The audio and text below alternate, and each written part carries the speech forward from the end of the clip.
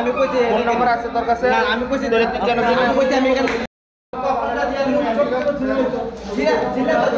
না না এটা একটা খোলা কইছি আমি যাই আমি ধরেন তো কইছি আমি সেনা বলে মানে না না দাদা খুললা আমি দিয়ে দিচ্ছি আমি সব জীবনে করছি না এইসব আর জীবনে করব না।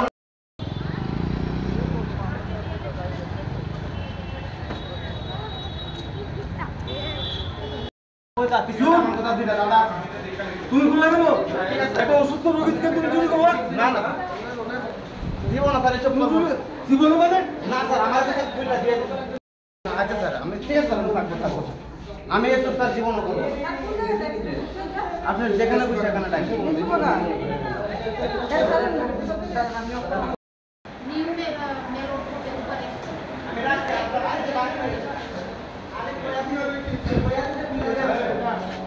তুমি খুলে গেল আমরা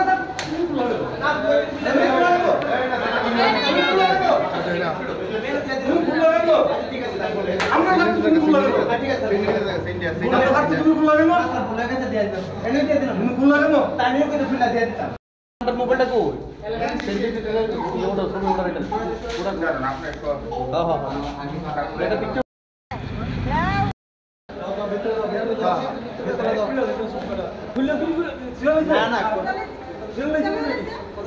আরে না না কইতে কে কইছে কোনটা বলে নাই আমরা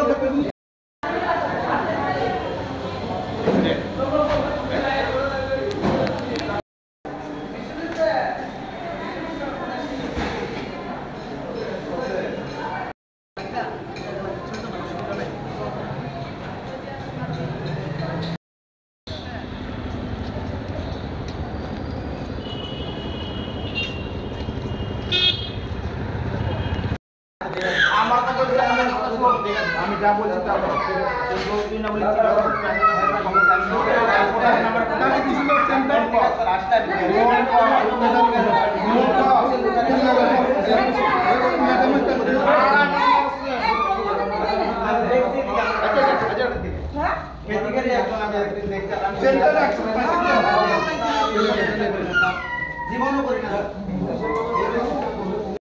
যে আপনারা অ্যাক্সিডেন্টে রুগীটা আনার পরে একটা যুবককে আটক করছেন, মানে ঘটনাটা আমরা একটা যুবককে আটক করেছি সেই কারণে যে রুগীটাকে আনার সময় সে আমাদের সঙ্গে গাড়িতে উঠে সে আমাদের সঙ্গে আসে।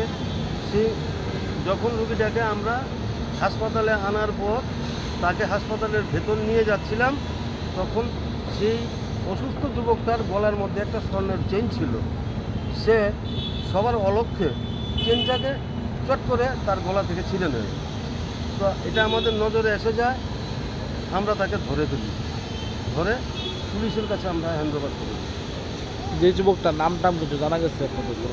সেই যুবকটার নামটা আমরা জানি না, আমরা তাকে পুলিশের কাছে হ্যান্ডওভার করে দিয়েছি এবং রুগীর কাছে যা যা পাওয়া গেছে স্বর্ণের চেইন তার থেকে উদ্ধার করে ওই যুবক বখাটের যুবকের কাছ থেকে উদ্ধার করে স্বর্ণের চেইনটা এবং রুগীর কাছ থেকে তার মোবাইল এবং পার্স উদ্ধার করে আমরা পুলিশের কাছে দিয়ে দিই এবং আমরা আমাদের অফিস মোবাইলে যা যা দিয়েছি তা ফটো তুলে নিয়েছি, ভিডিও ক্যামেরা তুলে নিয়েছি। আপনারা কোনখান থেকে আইছেন? আমরা এনসিপি ফায়ার স্টেশন থেকে। আপনার নামটা?